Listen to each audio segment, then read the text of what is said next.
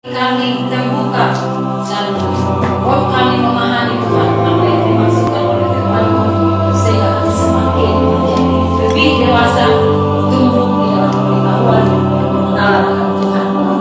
Pujilah nama-Mu ya Tuhan, dalam nama Tuhan Yesus kami bersyukur.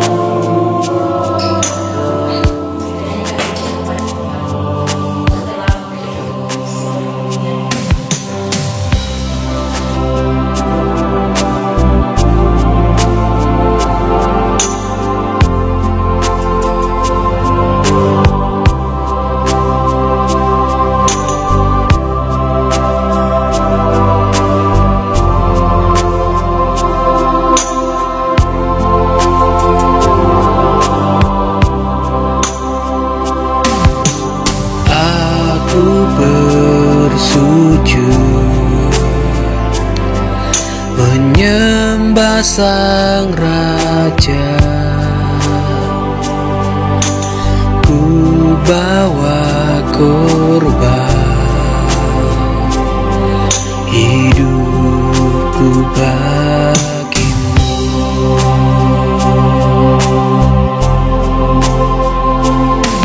Ku beri persembahan, kiranya berkenan, ku apa adanya, hampirimu Tuhan. Aku datang padamu ya Tuhan,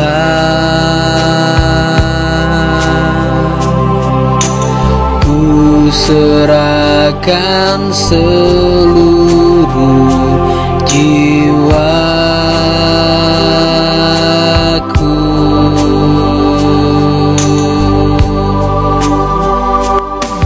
Ku angkat hatiku tertuju padamu, ku ingin hidupku untuk senangkanmu.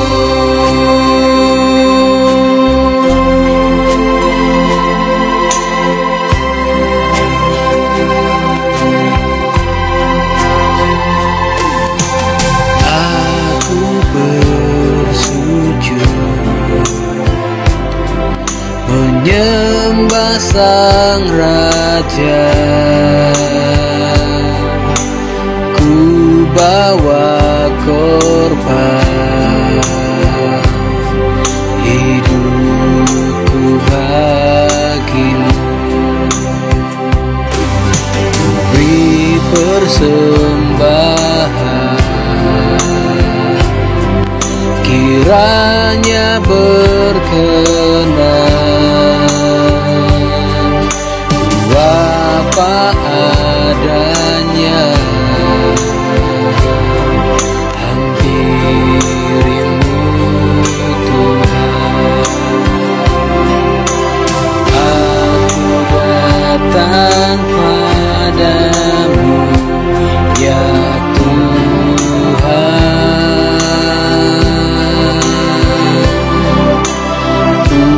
serahkan seluruh jiwaku.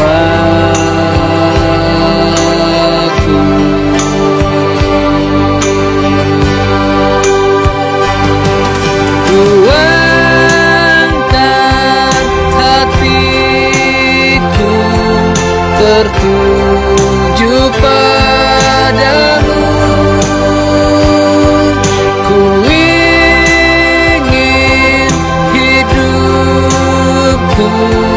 untuk senangkanmu. Ku angkat hatiku tertuju padamu, ku ingin hidupku untuk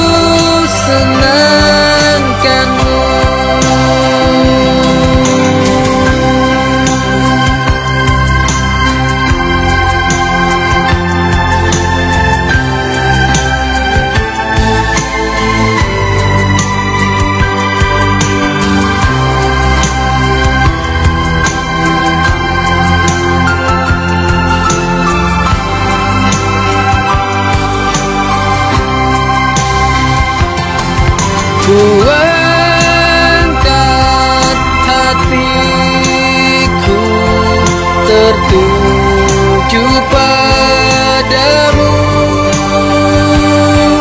Ku ingin hidupku untuk senangkanmu. Ku angkat hatiku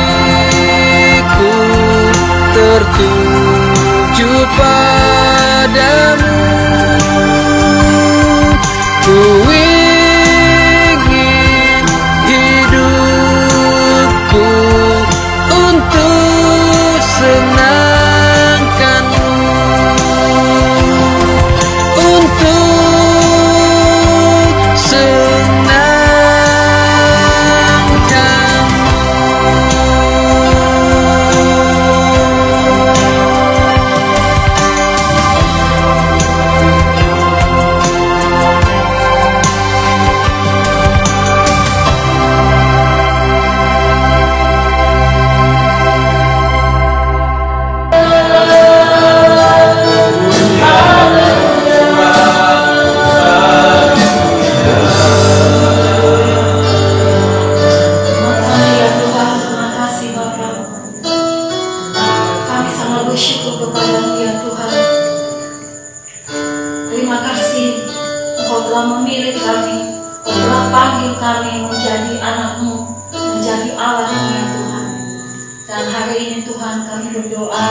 lebih lagi Tuhan, Engkau pakai kami. Kami siap ya Tuhan menjadi alat-Mu, memberitakan kebenaran Tuhan, menceritakan kepada segala suku, kaum dan bahasa bahwa Engkau Yesus adalah Tuhan kami. Terima kasih ya Bapa. Malam hari ini Tuhan, kami berdoa, berkatilah firman yang disampaikan oleh hamba-Mu menjadi terang bagi hidup kami ya Tuhan, dan menjadi kekuatan dan menambah pengetahuan, dan juga Tuhan kami menjadi orang yang sempurna di dalam Engkau ya Bapa.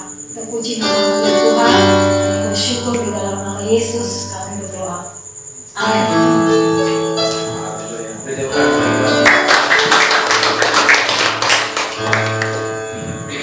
Oke, ini materi kita yang terakhir dari modul pertama MSK Angkatan keempat tahun 2020 dengan materi tertanam dalam jemaat lokal. Sekarang sebelum kita lanjutkan, kita dengarkan dulu testimoni dari Pak Erikson Siombing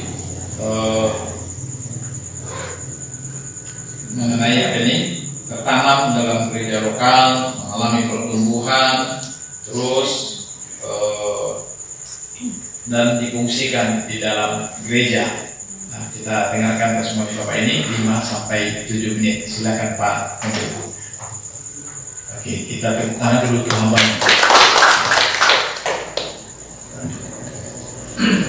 Puji Tuhan. Shalom.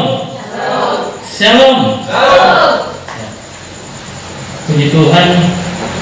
Hari ini kita boleh ada, bagaimana kita ada di sini. Itu semua bukan karena kuat dan gagah kita, bukan karena hebat kita, tapi semuanya itu adalah semata-mata karena anugerah Tuhan. Amin. Nah, maka layaklah kita senantiasa bersyukur dan berterima kasih kepada Tuhan lewat kesempatan napas kehidupan, berkat jasmani dan rohani yang sudah Tuhan berikan kepada kita. Puji Tuhan Bapak Ibu Saudara-saudari sekalian, sebelum saya menyampaikan tentang kesaksian saya tentang bagaimana menjadi jemaat yang tertanam di sebuah gereja lokal, saya perlu sampaikan kepada Bapak Ibu Saudara sekalian bahwa 1 bulan saya tidak bersama-sama dengan kita di MSK ini untuk 4 kali pertemuan. Itu bukan karena saya tidak mau ikut MSK atau tidak ada kesempatan, tapi karena memang selama 1 bulan itu saya dalam proses melawan virus COVID Corona, di mana pada tanggal 17 September yang lalu saya di swab dan hasilnya positif. Tapi puji Tuhan, berkat doa-doa kita, berkat firman Tuhan yang selalu saya dengar, Corona tidak ada apa-apanya bagi Tuhan. Itu terlalu kecil buat Tuhan selesaikan. Amin. Maka cukuplah hanya saya yang terdampak terkena virus Corona di gereja kita. Ya, biarlah yang lain semuanya tidak ada lagi. Amin. Amin. Oleh karena itu protokoler kesehatan itu harus ketat dan terus kita lakukan di gereja kita selama ibadah, baik itu di gereja ataupun di ibadah-ibadah kita yang lainnya. Baik Bapak Ibu saudara-saudara sekalian, tertanam di gereja lokal ini merupakan topik kita yang terakhir untuk angkatan keempat ini. Perlu saya sampaikan bahwa saya juga sama seperti bapak-bapak, enggak ada bapak ya, sama seperti ibu-ibu dan saudara adik-adik kami, anak kami sekalian, bahwa saya juga pernah sama seperti ibu dan saudara-saudari menjadi peserta program menjadi seperti Kristus ini, yaitu pada angkatan yang pertama. Kalau saya tidak salah itu 2016 atau 17 ya. Ya, 2016 17. Ya, 17. Kami ada beberapa mungkin juga ya. Pertama ya Ibu Gembala, Pak Gembala, Pak Arganda. Nah, itu angkatan pertama. Ibu Siambaton. Siapa belum? Angkatan berapa? Ini peserta sekarang. Enggak kan? Sahabat, ya terus. Angkatan kedua. Ya, jadi sama, materinya sama, bahannya sama, firman Tuhan yang sama, hanya bedanya setiap angkatan ada perbaikan-perbaikan. Jadi bersyukurlah angkatan keempat ini sudah mulai diperbaiki. Kalau kami yang pertama kemarin itu masih namanya pertama ya, jadi masih betul-betul sesuatu yang baru. Dan ini merupakan program Gereja Betel Indonesia. Jadi tidak hanya GP Merah yang melaksanakan ini, tapi seluruh Gereja Betel Indonesia yang ada di Indonesia dan di dunia. Cuman sayangnya memang tidak semua yang siap melakukannya. Puji Tuhan untuk Sibul Kota Tengah, saya amati, saya perhatikan ya. Sampai hari ini angkatan 1 baru Gereja Betel Indonesia di Matmela yang konsisten melakukannya 1, 2, 3 dan 4. Beri kemuliaan buat Tuhan kita Yesus. Yang lain ada yang hanya angkatan 1, 2-nya nggak ada, 3-nya nggak ada. Ada yang hanya 1, 2. Ada yang sama sekali tidak melakukannya. Jadi bersyukur GP Merah bisa melakukan ini bukan karena gereja kita lebih besar atau lebih banyak jemaatnya, tidak. Tapi karena kerinduan gembalanya dan juga pejabat-pejabat gerejanya dan juga para pengerjanya, bagaimana supaya kita seluruh jemaat Gereja Betel Indonesia tidak hanya menjadi jemaat yang terdaftar saja. Itulah tujuan kita. Banyak gereja jemaatnya banyak sekali. Dari segi data ratusan, bahkan ada yang sampai ribuan kepala keluarga. Tetapi kalau kita cek mereka, ternyata hanya sedikit yang tertanam. Selebihnya hanya menjadi jemaat saja, datang beribadah setiap hari Minggu, terdaftar sebagai jemaat, memberikan kewajiban dan hak. Nah, itu menurut mereka sudah cukup. Padahal tidak cukup Bapak Ibu, anak-anak dan adik-adik kami sekalian. Makanya program kita ini luar biasa hebat.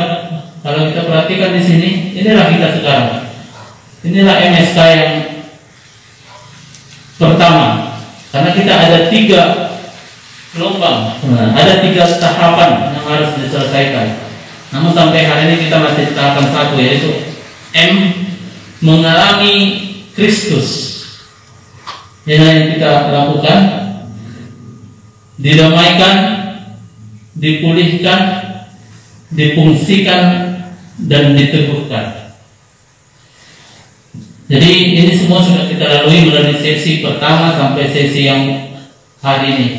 Maka saya juga sudah melakukan ini dan saya sudah tertanam di Gereja Betel Indonesia Jemaat Merah. Maka kalau kita sudah tertanam, maka kita pasti berbuah, Bapak Ibu. Amin. Amin. Segala sesuatu yang tertanam itu pasti berbuah. Tapi kalau kita hanya sekedar bibit yang diletakkan begitu saja, tidak tertanam, ini tidak akan berbuah, Bapak Ibu. Dia akan hidup, tapi apa namanya itu? Hidup segan mati tak mau, dari kerohaniannya, ya Bapak Ibu. Jadi supaya bisa bertumbuh secara kerohanian, maka kita harus tertanam. Harus tertanam. Jadi jangan hanya terdaftar saja. Bagaimana supaya tertanam? Maka kita harus punya komitmen. Kita harus mau difungsikan. Ya, kata difungsikan berarti kita berfungsi di gereja itu, tidak hanya sekedar jemaat lagi, tetapi kita sudah melangkah ke tahap yang selanjutnya, yaitu menjadi pelayan Tuhan atau diakones atau pengerja. Makanya kita bangga Gereja Betel Indonesia Jemaat Merah, dari seluruh jumlah kakaknya, kita 1/4 dari jumlah kakak semua itu pengerja. Luar biasa kan? Dari 100 kakak, 25 kakak pekerja. Bukan luar biasa itu. Beri tepuk tangan sekali lagi buat Tuhan gitu ya. Dan kita tidak mau berhenti sampai di situ. Kita mau terus naikkan angka itu. Jadi dengan ini kami sangat berharap besar. Saya juga secara pribadi, ibu-ibu dan adik-adik kami, anak-anak kami, mulai selesai nanti dilantik atau di wisuda minggu depan, kapan berarti? 15 November. Ya, 15 November kita akan melakukan wisuda, tanda berakhirnya masa menjadi seperti Kristus. Hari ini selesailah sudah pembelajaran kita, maka jangan berhenti hanya di ilmunya saja, pengetahuannya saja, tapi kita harus melakukan firman itu, menjadi pelaku firman. Jadi nanti akan tambah lagi pengerja-pengerja Gereja Betel Indonesia. Maka kita percaya jemaat-jemaat umat-umat yang lain akan semakin mudah kita jangkau, karena jumlah kita sudah semakin banyak. Itulah yang bisa saya sampaikan. Dan begitu kita difungsikan, tidak cukup hanya difungsikan. Banyak orang yang sudah difungsikan, tapi akhirnya berhenti di tengah jalan. Berhenti karena satu problem kecil, berhenti karena tersinggung dengan orang lain, berhenti karena apa kata orang, dan seterusnya. Maka supaya kita tidak difungsikan lalu berhenti, maka kita harus diteguhkan. Peneguhan itu kapan? Ya tentu pada saat pertemuan-pertemuan ibadah kita. Ya, maka jangan jemu-jemu untuk melakukan ibadah, jangan malas melakukan ibadah. Kemudian apalagi meneguhkan itu firman Tuhan. Jadi saya sudah 7 tahun dan 5 tahun yang kami bergereja sini. 7 tahun bergereja ini ya. Kami bergabung 2014 akhir ya. Berarti 6 tahun lah, atau 5 tahun gitu ya. Namun sampai hari ini menjadi kelemahan saya ya. Sampai hari ini saya belum selesai membaca Alkitab dari Januari sampai lain. Tapi ketika saya di karantina di rumah sakit, puji Tuhan, karena memang tidak ada yang peduli ke kita ya, keluarga juga nggak ada yang bisa datang, perawatnya hanya satu, itu pun satu hari mungkin hanya 3 kali masuk, itu pun hanya sebentar, kadang hanya di pintu. Pokoknya ngeri sekali memang. Jadi bukan hanya cerita-cerita itu bagi pasien COVID-19 itu, betul saya bel, infus saya sudah habis. Saya bel-bel sampai berapa puluh kali nggak datang perawatnya, ya. Sampai habis infus itu. Untung saja dokternya di awal sudah ingatkan, memang mungkin sudah tahu dia kan bakal terjadi seperti itu. Pak, nanti kalau udah habis infusnya ternyata belum ada perawat datang, belum ada, matikan saja Pak ininya, putar papanya itu supaya darahnya nanti nggak naik. Waktu baru masuk udah diingatkan, betul-betul. Begitu habis infusnya datang setelah 4 jam kemudian, luar biasa. Dicobel pun terus datang perawat itu, ya. Setelah saya analisa, kenapa bisa sampai seperti itu? Ternyata memang perlengkapan APD mereka belum semua lengkap, ya. Ada yang bajunya ada, ininya ada, kepala ada, tapi kakinya nggak ada. Mungkin nggak ada apa ya, bungkus kaki kan. Ada yang sarung tangannya mungkin nggak rusak atau gimana. Jadi bukan karena mereka nggak melayani, tapi karena faktor fasilitas kita yang kurang. Selama saya di sana ada itu, saya hitung 4 kali infus saya habis itu sampai 3 jam 4 jam baru datang. Wah, ngeri juga pikir kita. Tapi udah. Dengan begitu saya makan, kalau nggak ada infus saya makan firman Tuhan. Jadi selama di rumah sakit itu saya baca itu terus berjam-jam terus sebelum saya tidur. Dan puji Tuhan, saya perkirakan di November ini akan kelar karena sekarang sudah di kitab para rasul. Wow. Dan semangat itu terus saya bawa ke rumah. Kenapa? Karena di rumah pun saya masih karantina 10 hari. Jadi nggak bisa juga kan ke bawah kemana. Nah udahlah, saya baca kitab lagi lah di kamar. Nah begitu habis karantina 10 hari memang tantangan banyak. Udah sehat, mulai mikir bisnis dan sebagainya. Mulai habis waktu, tapi saya kembali ingat, saya sudah disembuhkan Tuhan. Masa saya nggak bisa selesaikan firman-Nya? Ya. Maka saya percaya teman-teman yang lain juga yang belum finish, belum selesai baca firman, mohon ini kita kerjakan bersama. Amin. Ya, bagi yang sudah ya puji Tuhan diteruskan sampai teruskan. Demikian, kiranya Tuhan memberkati kita. Mari kita menjadi jemaat yang tertanam, amin. Ya, menjadi jemaat yang bertumbuh, menjadi jemaat yang, karena ingat Bapak Ibu, ketika kita sudah menjadi jemaat yang tertanam, ada bonus yang diberikan Tuhan, ada bonus. Apa itu Bapak Ibu? Adalah sukacita, damai sejahtera, dan berkat. Jadi itu otomatis.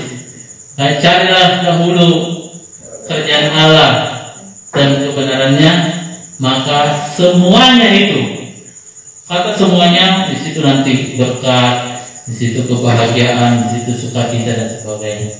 Itu pasti Bapak Ibu ya. Jadi ikut Tuhan itu, walau kita serius, pasti diberkati. Itu menjadi kesaksian saya, kiranya Tuhan Yesus memberkati kita. Shalom.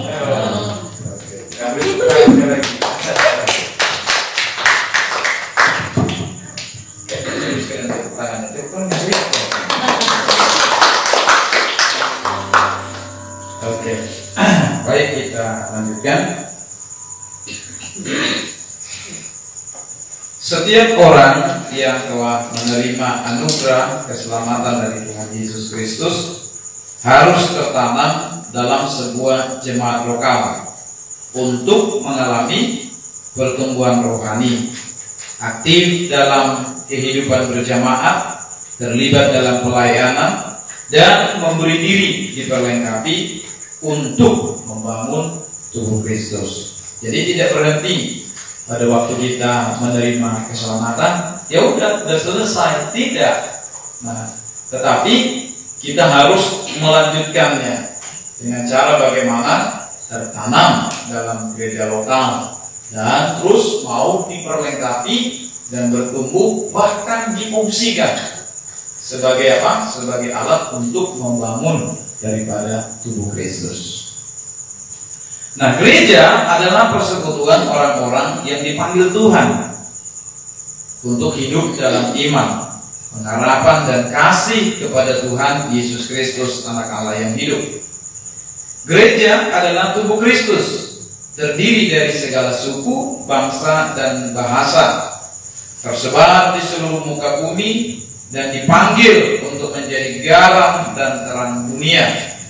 Gereja adalah rumah Allah yang hidup, didiami oleh Roh Kudus, sehingga dari batu-batu yang hidup, yaitu orang-orang yang dilahirkan baru oleh Roh Kudus dan firman Allah, kita menjadi rumah Allah, ya. Di dalam tata dasar GBI pasal 1 halaman 16 ya. Di lemari saya bawa disebutkan bahwa gereja adalah persekutuan orang yang dipanggil Tuhan untuk hidup di dalam iman, pengharapan dan kasih kepada Tuhan Yesus Kristus, Anak Allah yang hidup. Gereja itu adalah tubuh Kristus ya. Gereja itu adalah tubuh Kristus, terdiri dari suku, bangsa, dan bahasa, tersebar di seluruh dunia agar kita menjadi garam dan terang dunia. Nah, dari penjelasan ayat-ayat tersebut di atas, kita dapat memahami bahwa setiap orang percaya harus mengalami pertumbuhan rohani supaya menjadi orang percaya yang sehat, kuat, dan menjadi berkat. Tuhan Yesus Kristus berkata, "Aku pun berkata kepadamu, engkau adalah Petrus, dan di atas batu karang ini aku akan mendirikan jemaatku, dan alam maut tidak menguasainya." Nah, hal-hal yang mendasar yang harus kita pahami tentang tertanam dalam jemaat lokal. Yang pertama, kita harus pahami dulu apa arti daripada gereja itu. Okay, next.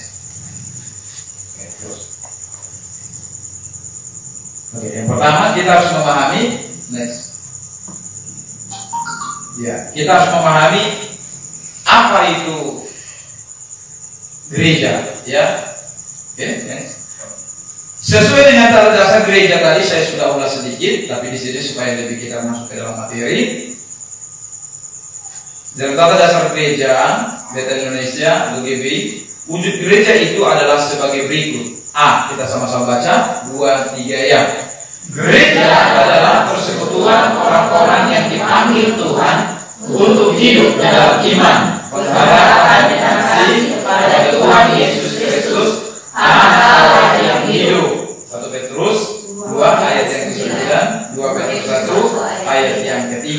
1 Petrus 2 ayat yang ke-9 isinya itu adalah bahwa kita dipanggil dari kegelapan, ya, dimasukkan kepada terang yang ajaib.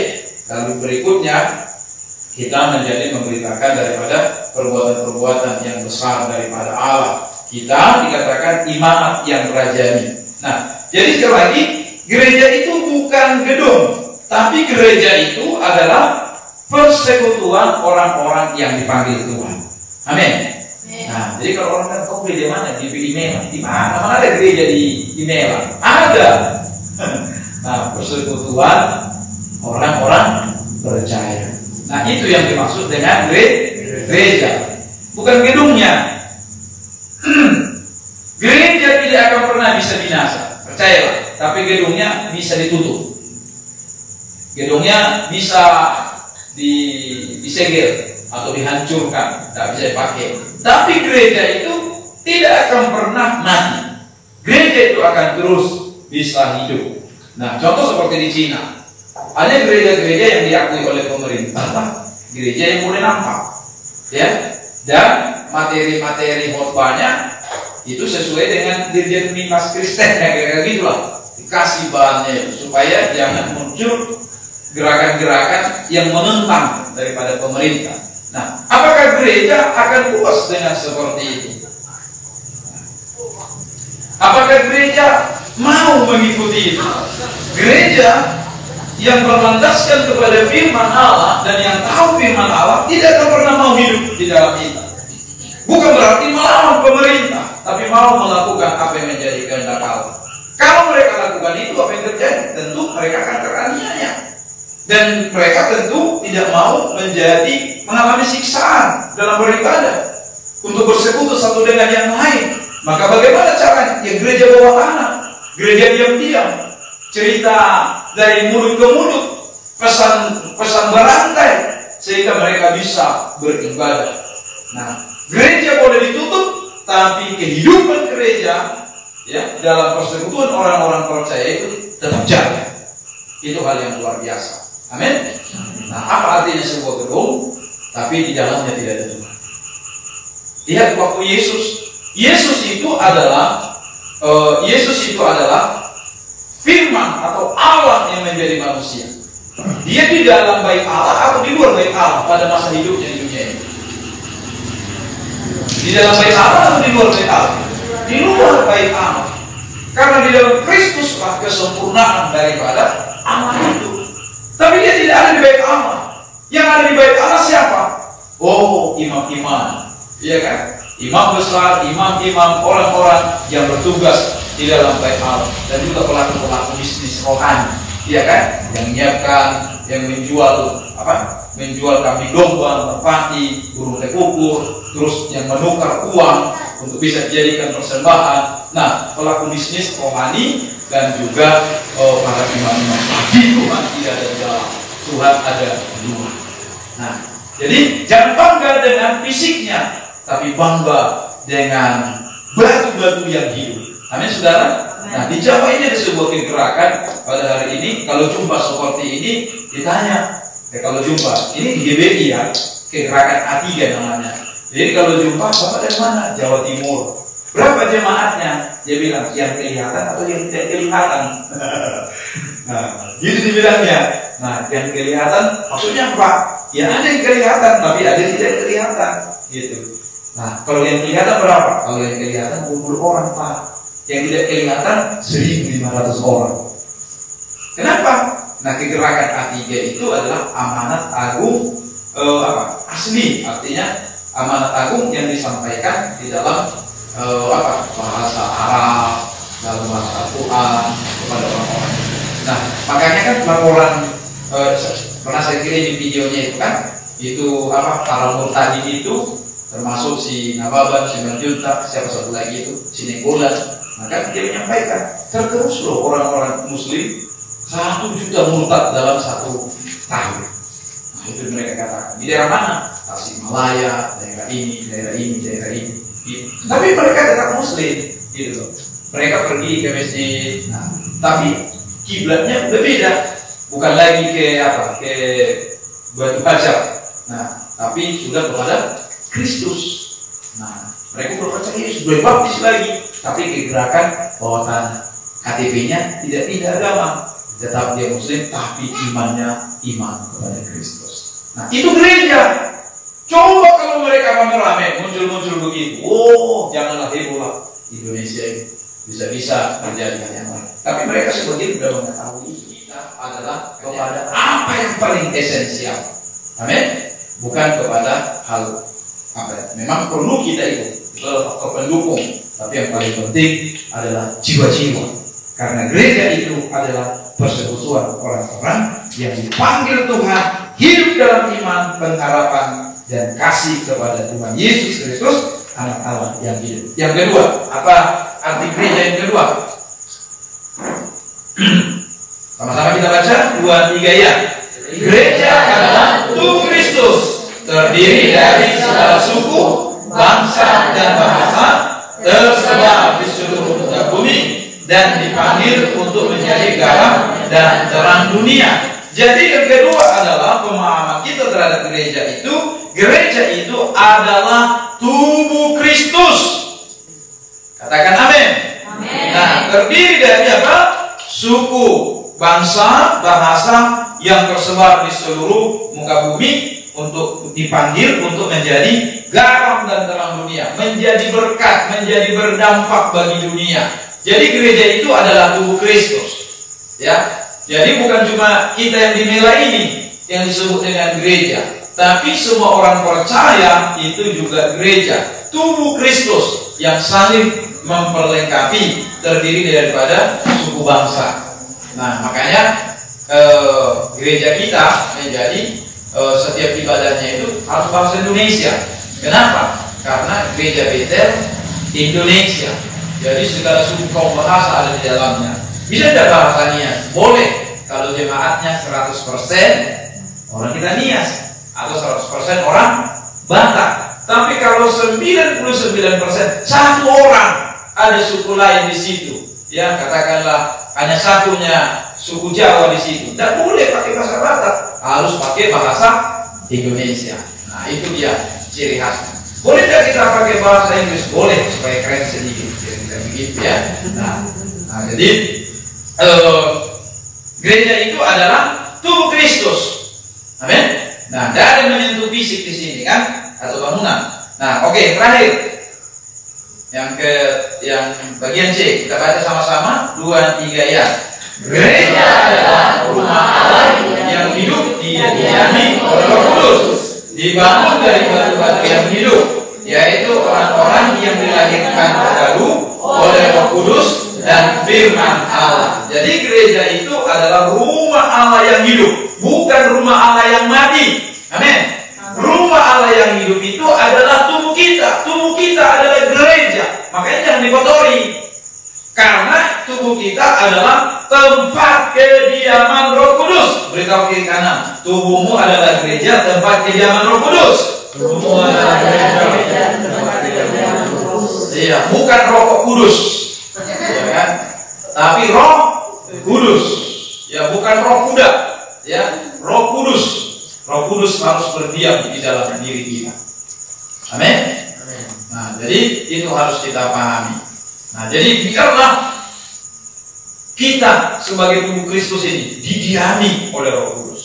Nah, kita sebagai gereja juga, kenapa kita bisa berhimpun seperti ini? Ini karena Roh Kudus mendiami kita, yang memberikan kepada kita kemauan, memberikan kepada kita dorongan, semangat, sukacita, sehingga kita dapat bersekutu dengan yang lain.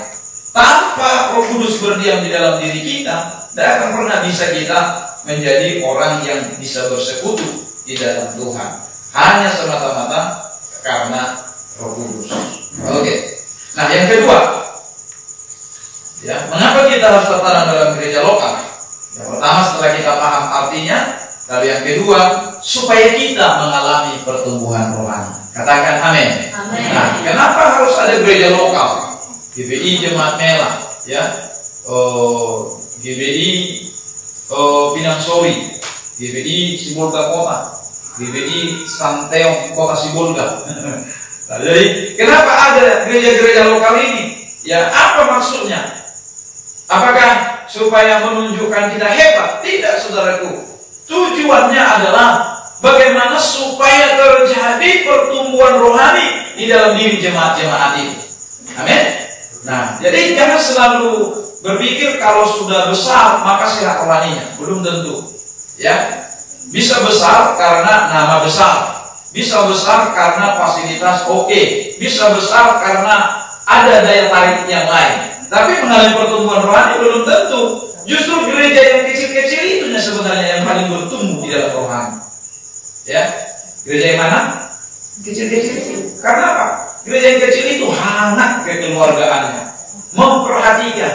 Kalau misalkanlah hanya 3 jemaatnya, 1 tidak datang, bagaimana kondisi apa? Kondisi orang yang berhimpun itu. Misalnya komunitas saya dengan si Jupri dengan Pak Omi. Tiba-tiba datang dia, berminggu-minggu tidak datang. Gimana rasanya? Rasa kepeduliannya itu kuat. Kok tidak datang dia, kita hubungi tidak bisa. Gimana itu? Ayo kita kunjungi. Beda besar, tidak lakukan itu. Karena kenapa? Satunya. Ya kan, 10 kumpulan tidak nampak gitu kayak gitu. Nah, makanya kita apa? Bisa melihat itu. Makanya gereja besar itu harus mengapa? Memecah-mecahnya lagi, gitu loh. Setelah ini dibagi per wilayah, setelah per wilayah dibagi per sel. Nah, jadi gereja harus punya sel, gitu. Jadi sel ini nanti yang bisa berkembang, gitu. Sama seperti kita. Nah, dulu GBI Mela ini selnya ini dulu, ya, FA Mela namanya, kecil. Nah, terhitungnya jemaat, terhitungnya berapa kakak dari sini, ya kan? Karena ya saya hitung itu hanya berapa kakak lalu ya. Di Melen FA-nya kami Berkat,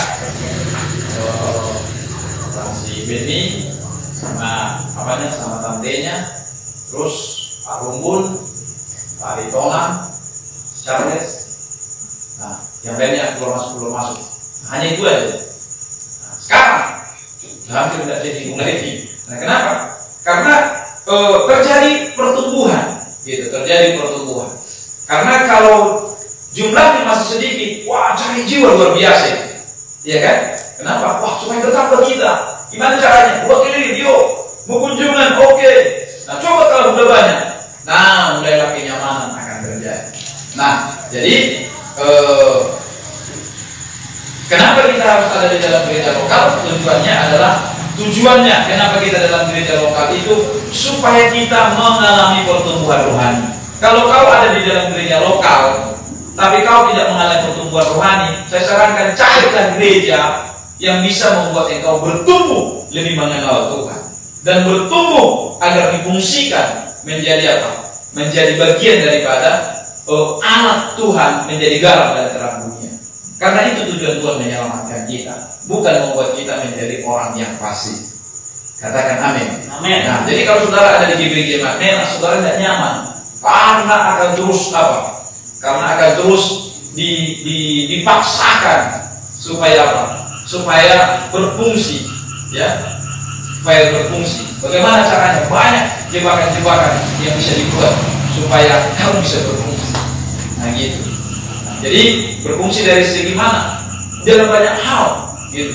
Kau tidak bisa apa-apa, tapi kau punya kekayaan. Nah, kau bisa dipakai untuk apa? Melalui kekayaanmu berfungsi bagi gereja jemaat apa? Bagi gereja untuk apa? Pengembangan daripada kerajaan Allah. Nah, makanya di GBI Mela kan tidak ada uangnya, gitu. Tapi setiap kali kegiatannya uangnya ada, gitu. Ada proyek baru ada uangnya, tidak ada proyek tidak ada uangnya.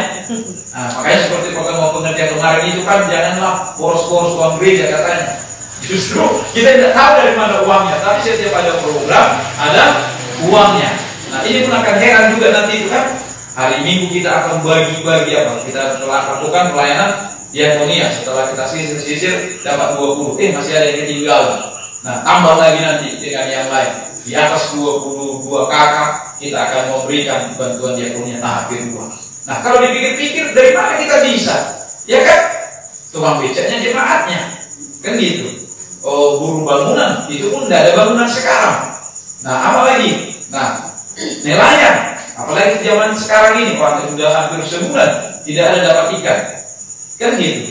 Nah, jadi gimana bisa? Tapi kok bisa? Nah, saya bingung, kok bisa terjadi demikian? Nah, tapi yang penting kita lakukan pekerjaan Tuhan, Tuhan memampukan dan Tuhan mencukupkan. Amin. Nah, dari mana-mana itu, dari kita ke kitanya itu, tapi bisa karena Tuhan mengerjakan dan melakukannya. Nah, oke. Tertanam di dalam gereja lokal tujuannya supaya kita mengalami pertumbuhan rohani seperti pohon. Nah, ini sedang dalam bidan ini kan. Ini mirip kuliah cabai kita yang di belakang ini. Ini bibit cabai kan gitu. Nah, seperti itu lagi. Lalu ditanam. Setelah ditanam dipupuki terus bagus. Jangan cabut-cabut. Nanti dicabut tidak pernah akan bertumbuh. 1 tahun 10 kali dia berpindah, tidak akan pernah bisa bertumbuh dan berbuah. Nah, jadi seperti pohon tidak dapat tumbuh dengan baik apabila sering dicabut dan dipindah-pindah. Demikian juga orang percaya suka berpindah-pindah gereja. Ada banyak alasan orang tidak mau tertanam di dalam satu jemaat. Nah, apa alasannya? Nah, coba kasih contoh-contohnya. Kenapa orang itu tidak mau tertanam dalam satu jemaat? Apa alasannya? Akan ada banyak alasan. Salah satu alasannya apa juga?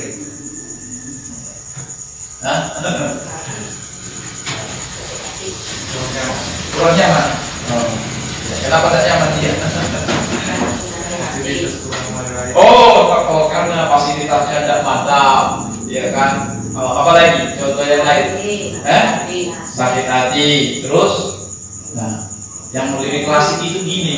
Nanti kalau sudah cuma aktif kita, makin kita tahu gereja itu katanya. Nah, lebih baguslah udah kita apa aja simpatisan aja, tidak ikut bermasalah. Kalau ada masalah di dalam gereja itu kira-kira gitu, nyaman-nyaman, cari nyaman saja, kira-kira gitu ya. Nah, itu alasan klasik. Wah, kan banyak itu setelah pertama-tama dia adalah orang yang terikat dengan dosa, terikat dengan jahat, lalu dia dipulihkan, disembuhkan. Nah, setelah pulih, nah kan harusnya menjadi jemaat lokal, kan gitu. Tapi tidak mau dia, karena kan tidak mau. Aduh, setelah tahu kita begini katanya, pakai ini banyak gereja itu katanya, banyak kali ini, yang ini lah ini, yang ini lah ini dan gitu. Jadi tidak mau. Alasannya itu sudah tidak mau ikut di dalam bermasalah. Nah, kenapa bisa terjadi demikian? Nah, nanti kita lihat karena memang tidak difungsikan. Kalau difungsikan semuanya, tidak ada yang bertabrakan itu. Justru karena tidak berfungsinya, makanya gosip ada. Ya, karena tidak adanya suatu hal yang berharga, yang berarti, yang dia tahu tujuannya untuk dikerjakan, dilakukan, maka terjadi hal-hal yang demikian. Tapi kalau tahu dia apa yang mau dikerjakan dan tahu kemana tujuan apa yang mau dilakukan itu, tidak akan ada waktu untuk apa? Untuk hal-hal yang seperti itu. Nah, apalagi kalau dia mau mencari keuntungan, bagaimana supaya dia dilihat orang, bagaimana supaya dia lebih diperhatikan. Ini bikin tidak mau orang, tidak bisa orang-orang seperti ini bisa bertumbuh dengan baik di dalam gereja lokal. Nah, oke, yang kita lanjutkan. Ya.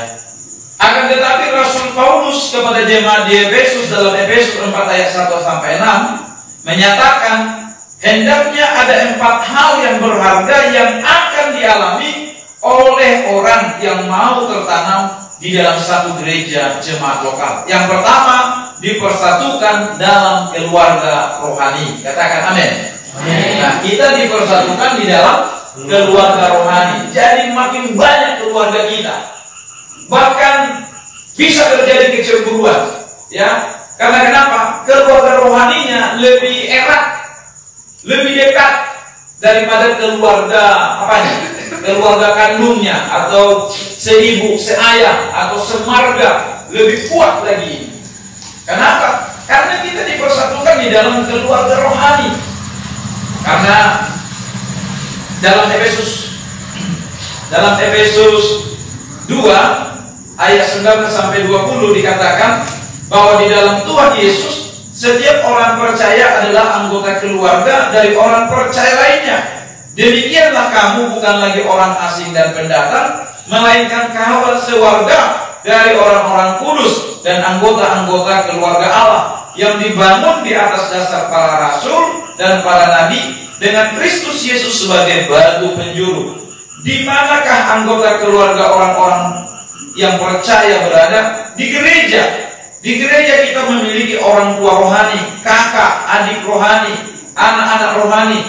Dengan menjadi jemaat tetap di satu gereja lokal, maka kita menjadi anggota keluarga di dalam Tuhan. Di dalam satu jemaat lokal, setiap anggota berhak menerima dan membagi kasih dengan saling membantu saat ada kesulitan, saling mendoakan, saling mengingatkan, dan seterusnya. Dengan demikian, setiap anggota jemaat mengalami pertumbuhan rohani yang baik dan sehat. Nah, jadi kita ketemu dengan keluarga baru karena kita dipersatukan oleh Tuhan. Kalau kita tidak ada di dalam gereja, di dalam sebuah jemaat lokal, ya kita tanya keluarga kita, ya keluarga kita ada. Gitu. Situ merah keluarga besar saya. Masa ada anak dari pos-pos, ya kan? Marun, Utaurus, Manukali. Nah, itulah famili saya. Kira-kira gitu. Tapi setelah kita ada di dalam apa? Setelah kita ada di dalam gereja, semua keluarga kita luar biasa. Entah kalau hubunganku dengan Simanjuntak, tapi marga Simanjuntak jangan pernah saya dilukai, karena mereka akan pasang badan, saudara. Kenapa? Karena keluarga sudah dipersatukan dalam keluarga rohani. Amin. Nah, demikian juga dengan kita, ada empati kita melihat kawan-kawan kita. Coba kalau kita tidak di dalam satu gereja jemaat lokal, baik-baik dalam hati, kasihan dia ya. Tidak akan pernah kita melakukan yang jauh lebih dalam. Karena kenapa? Kalau kita lakukan, salah kita bertindak atau salah kita dipahami dan kita mengerti. Tapi kalau dia sudah menjadi jemaat lokal, wah, luar biasa. Saya tidak tahu dengan saudara yang lain, tapi yang saya lihat dan saya perhatikan begitu. Siapa itu Mama? Kok ada seperti ini saya dengar? Wah, itu anggota jemaat kita itu di GBI. Oh iya, apa yang bisa bantu? Ah, itu luar biasa. Tapi kalau bukan anggota jemaat, udah lama kita doakan. Apalagi yang kita bisa buat selain berdoa. Nah, jadi kita menjadi keluarga. Ya, tidak ada lagi apa? Oh, karena satu marga. Ya, orang Nias, orang Jawa, orang Batak, etnis Tionghoa, dan lain-lain. Kita satu di dalam Tuhan. Itu luar biasa. Nah, ada bapak rohani, ada ibu rohani, ada kakak rohani, ada adik rohani, ada pula anak rohani. Luar biasa. Terus ada keterikatan dimanapun kita berada. Nah, jauh atau dekat, kita saling memperhatikan, baik di dalam duka maupun di dalam sukacita, satu kita. Karena apa? Karena kita dipersatukan di dalam keluarga rohani. Amin, saudara. Itu hal yang luar biasa. Dan yang kedua, diperlengkapi bagi pembangunan tubuh Kristus. Dengan menjadi anggota gereja, setiap orang percaya akan menerima pelayanan dari berbagai karunia dari Tuhan, sehingga akan mengalami pertumbuhan rohani yang baik dan sehat. Efesus 11 ayat 12 dikatakan demikian. Ada pelayanan kerasulan, kenabian, penginjilan, pengembalaan, dan pengajaran. Dan ialah yang memberikan, baik rasul-rasul maupun nabi-nabi, baik pemberita-pemberita Injil maupun gembala-gembala dan pengajar-pengajar, untuk memperlengkapi orang-orang kudus bagi pekerjaan pelayanan, bagi pembangunan tubuh Kristus. Karunia-karunia ini diberikan Tuhan supaya setiap anggota gereja dibangun menjadi tubuh Kristus. Katakan amin. Nah, jadi di dalam gereja kita diperlengkapi bagi pembangunan tubuh Kristus. Bagaimana kita supaya dibangun di atas dasar pengajaran rasul, ya, peletakan dasar itu, fondasi. Lalu ada nabi mengoreksi, ya kan? Nah, kalau kita salah, kalau rasul itu peletakan dasar, ya, peletakan dasar pastilah asas-asas iman Kristen, kan gitu ya. Nah, peletakan dasar yaitu pertama sekali percaya kepada Kristus sebagai Tuhan dan Juru Selamat, lalu dibaptis dan lain sebagainya. Nah, setelah itu berjalan, dibangun. Nah, perlulah nabi. Apa tujuan nabi ini? Itu menyeker, melihat. Nah, kalau bangunan itu di dasarnya, maka yang lain harus mengikut dari atas, ya, harus mengikut pas di pondasi. Nah, kalau lewat, nah itulah kerjaan daripada nabi. Dilihat ini, sudah sempat lengket, gimana itu? Bongkar. Wang. Makanya ada bongkar-bongkar yang keras, kan, seperti pedang. Wah, bisa sakit hati kita dan sebagainya. Wah, kok rasanya, saya aja yang nyoba ini orang. Kayak saya jadi tembak-tembakinya. Tidak ada tembak-tembak di situ. Kau sedang dibongkar. Nah, jadi dengarkan begini. Kalau kamu tersinggung karena ada khotbah yang disampaikan dari mimbar, berarti ada something wrong di dalam hatimu. Ada yang tidak beres di dalam hatimu. Tapi sebaliknya, kalau engkau mengkritik, ya, mencela daripada orang yang menyampaikan firman Tuhan, kau sedang ada sakit hati dengan pendeta itu. Nah, itu apanya? Gambaran. Kok saya disuruh kau? Pengalaman. Nah, jadi gitu dia. Nah, jadi tidak ada yang salah dalam pemberitaan firman itu. Berarti hati orang itu sedang apa? Sedang bermasalah. Gitu ya. Nah, sebaliknya kalau dia menyerang mungkin, berarti dia tidak salah, tidak benar. Ya, oke, itu harus kita paham. Nah, setelah itu apa? Ada penginjil. Penginjil itu apa? Terus memberi kebangunan rohani. Tidak monoton dia, gitu kan? Meledak-ledak. Nah, apa yang terjadi? Terjadilah pertambahan jumlah jiwa-jiwa.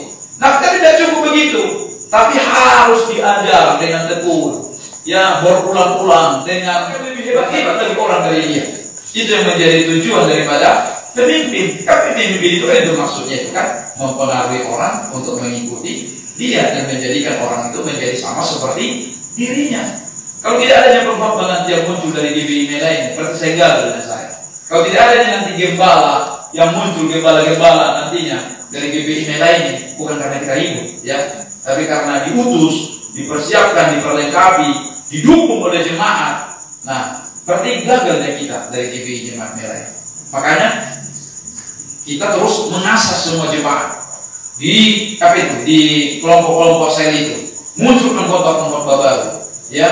Nah, itu yang kita harapkan. Taruh tadi mimbar ibadah minggu itu adalah karena sudah ditabiskan oleh sinode harus pejabat gereja, tapi di luar daripada ibadah raya itu harus semua orang-orang percaya menjadi pemberita-pemberita firman Tuhan yang hebat. Katakan amin. Amin. Nah, dengan apa? Dengan cara kita dengan cara kita mengembangkan, membiarkan orang-orang itu bertumbuh, bisa menyampaikan firman Allah, baru kita bisa tahu tolak ukurnya. Orang ini lurus sudah pemahamannya, pengertian terhadap firman Tuhan yang didengar selama ini, atau yang diajarkan, yang diterima, atau tidak. Dari khotbahnya kita tahu, bahwa nanti kita mengkoreksi.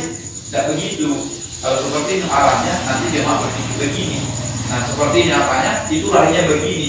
Jadi kita tidak begitu, begininya model. Jadi kita tahu. Nah, jadi itu hal yang luar biasa. Dan juga untuk mengembangkan karunia-karunia. Dari mana kita tahu ada karunia kesembuhan?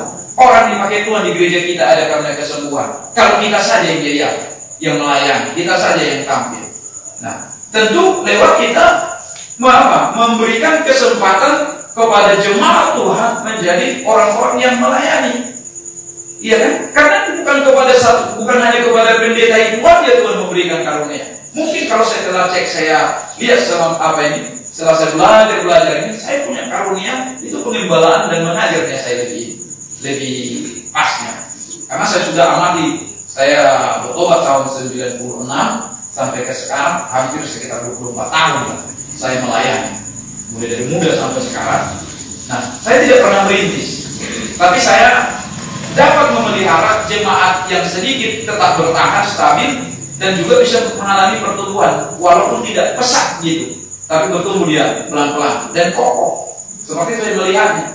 Nah, waktu pertama kali saya diutus ke Kenya, itu juga pelayan Ganjo, tinggal beberapa jemaat saja, beberapa pos PI gitu. Nah, itu kita tangani. Nah, tidak bertumbuh kembang besar, tapi tetap bertahan. Sampai kami tinggalkan itu, sampai saya tinggalkan dia, tetap dia bertahan. Nah, saya lihat sih, oh berarti gembala dan mengajar. Perhatikan gitu. Nah, demikian juga di sini. Nah, di GBI ini juga gitu kan. Dulu pos PI-nya di sana, Pak Berkat menjadi apa? Tutup. Nah, setelah itu datang Pak Rekap, kita harus kita bagi wilayah kerja kita. Pak Kemen harus di mail. Oke, ada jemaat sedikit. Nah, yang jemaat yang sedikit tidak, yang terus digembalakan, diajari, akhirnya bertumbuh, bukan langsung wow gitu. Nah, tapi perlahan dia bertumbuh. Jadi saya paham itu. Nah, kita membutuhkan penginjil, orang-orang yang berani menyampaikan firman Tuhan dan kadang-kadang sampai kelewatan. Ya kan, yang lewat itu kita potong. Ya kan, yang kelewatan kita cancel. Nah, supaya penyampaiannya lebih pas. Nah, biasanya orang yang penginjil itu disertai dengan tanda-tanda mujizat. Ya kan, disertai dengan tanda-tanda heran, tanda-tanda kuasa. Karena kenapa? No problem lah. Karena nanti ada urusan kira-kira begitulah model pelayanannya. Yang penting ku sampaikan, terima atau tidak terima, nanti kalau kau tidak nanti kau gitu dia ngomongnya itu. Gitu. Nah, setelah itu selesai. Gitu. Nah, habis itu kesimpulan untuk melanjutkan ini. Nah, dari mana kita bisa lihat itu? Kalau kita hanya kita saja. Tentu melalui apa? Melalui pelayanan yang terus makin berkembang. Amin. Amin. Nah, memunculkan itu pun tidak mudah. Butuh waktu yang lama juga, ya, karena latar belakang, maklumlah terus di rumah, terus ditekan, ya kan, akhirnya minder. Nah, untuk menghilang membuat percaya dirinya ini supaya naik kan lama itu. Padahal dia punya karunia.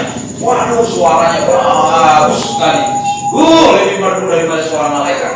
Dia bernyanyi tanpa dia tahu didengar orang lain. Orang lain sudah terkisah-kisah menangis karena mendengar suara. Tapi coba tahu bahwa dia dilihat orang.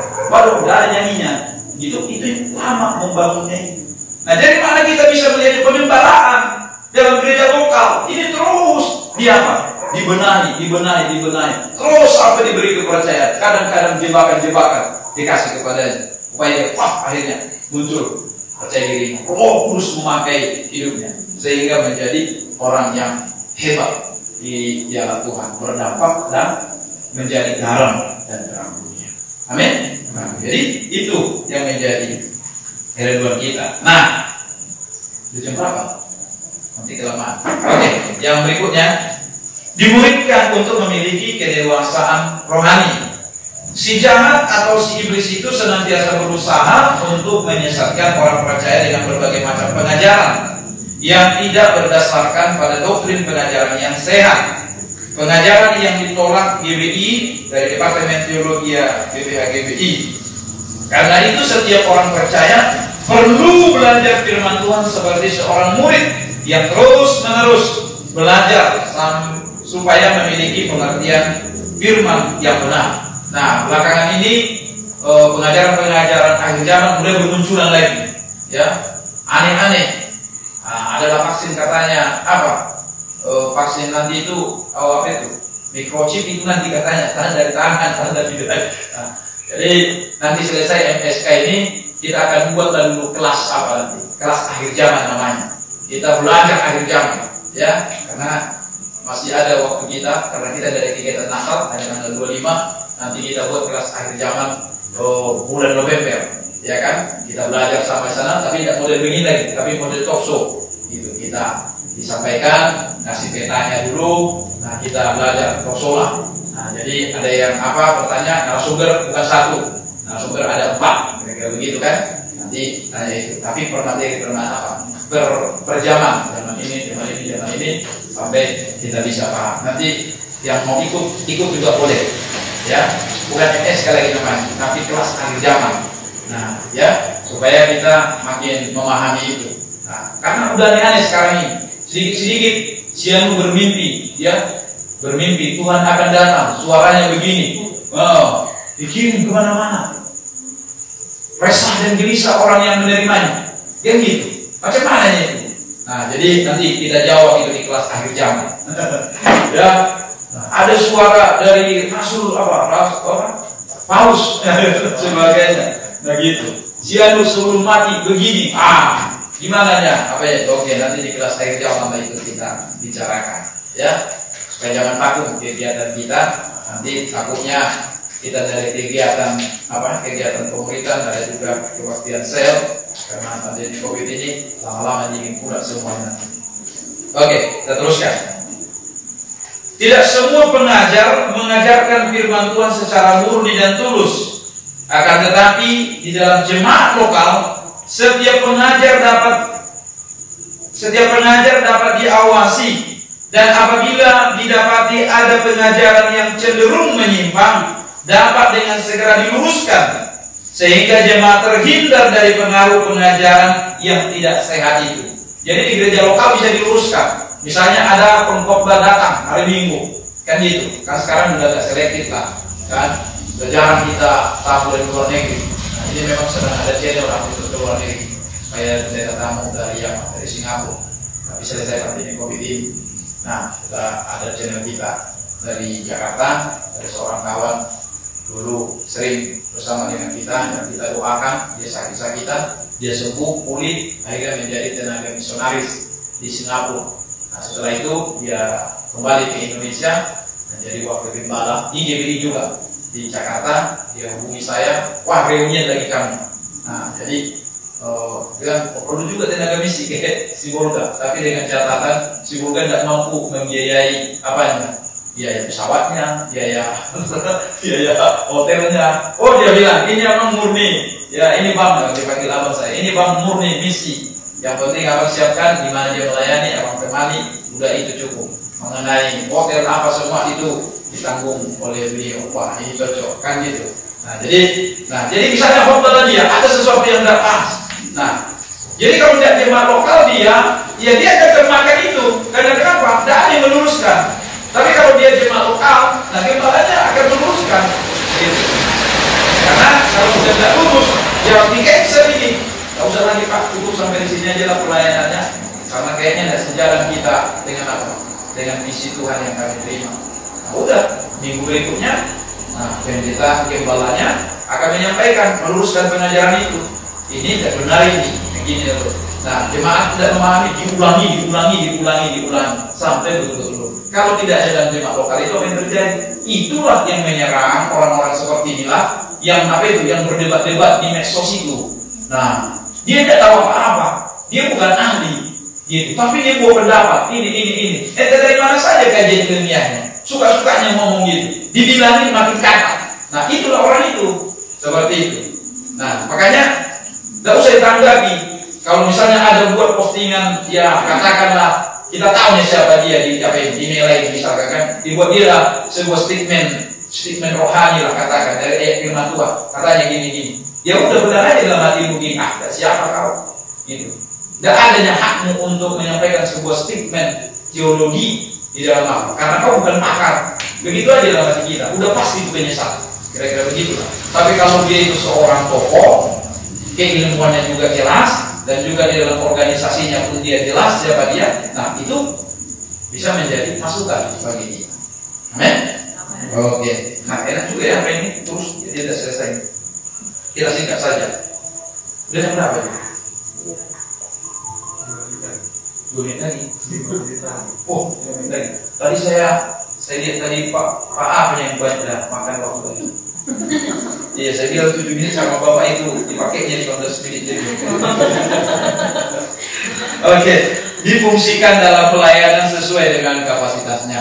Ya, difungsikan dalam pelayanan sesuai dengan kapasitasnya. Nah, ini yang sekarang problem di GBI Mela. Kenapa kami tidak ikut? Kenapa kami tidak ikut? Nah, kita memfungsikan dalam pelayanan sesuai dengan kapasitasnya. Bukan berarti kita tidak mau mengikutkan, tapi sesuai dengan kapasitasnya, gitu. Jadi beritahu nanti kepada misalnya ada yang ini, oh kita tidak ikut ya, kenapa? Nah, difungsikan sesuai dengan kapasitasnya. Amin saudara? Nah, tidak bisa nyanyi lagi, tapi sudah musiknya kan bikin ribut nanti itu, iya kan? Nah itu contoh. Nah dia bilang aku berdoanya, tapi tidak pernah nyatakan dia berdoa setengah jam. Mana berdoa itu? Iya kan? Dia bilang aku Pak orang yang bermurah hatinya aku. Ini semuanya. Tapi begitu dibilang tentang berkorban, 1000 udah keluar uangnya. Bukan bermurah hati itu. Nah semua itu memang karunia. Amin saudara.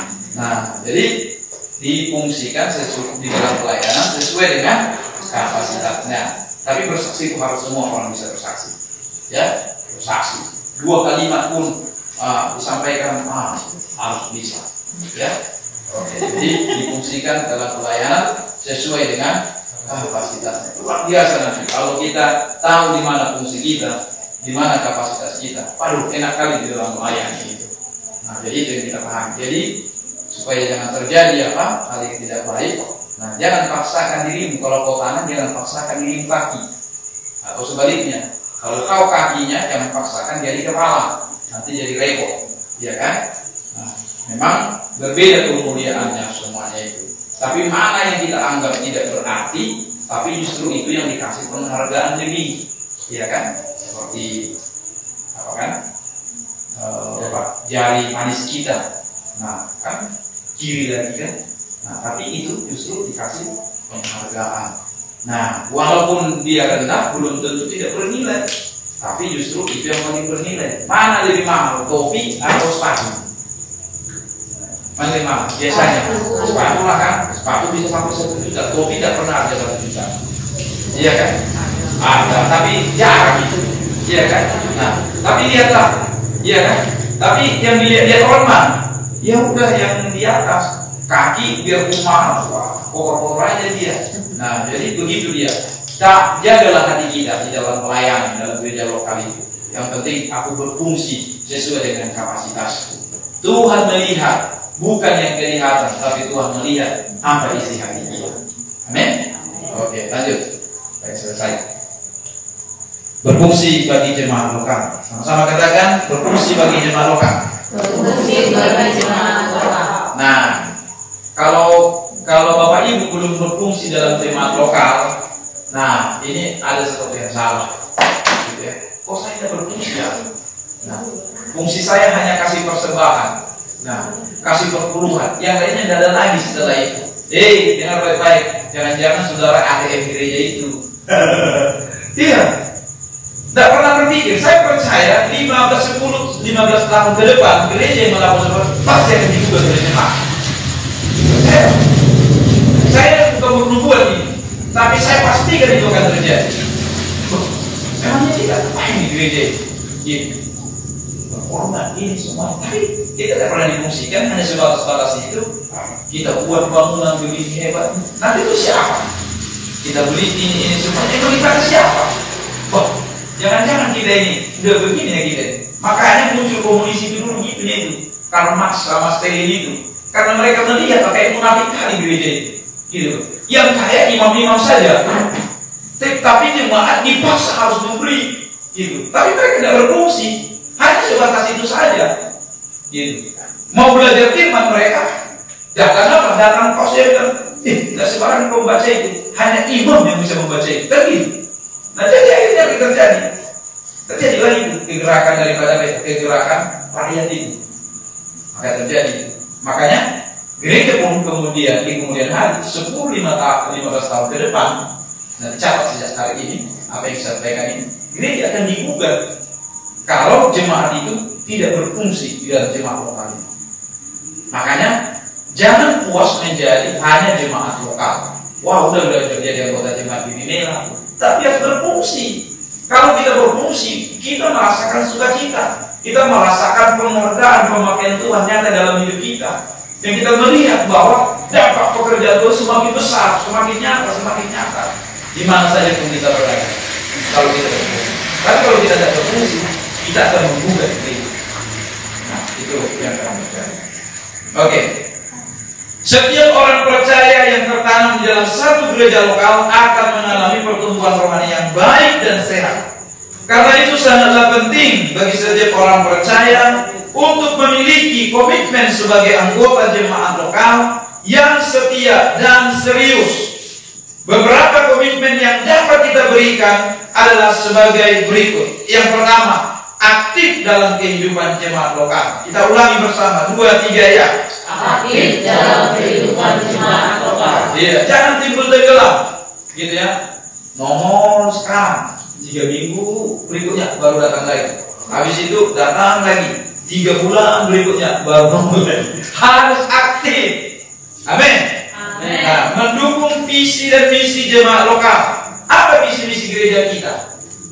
Apa tujuan gereja kita ini? Halo. Apa tujuan gereja kita ini?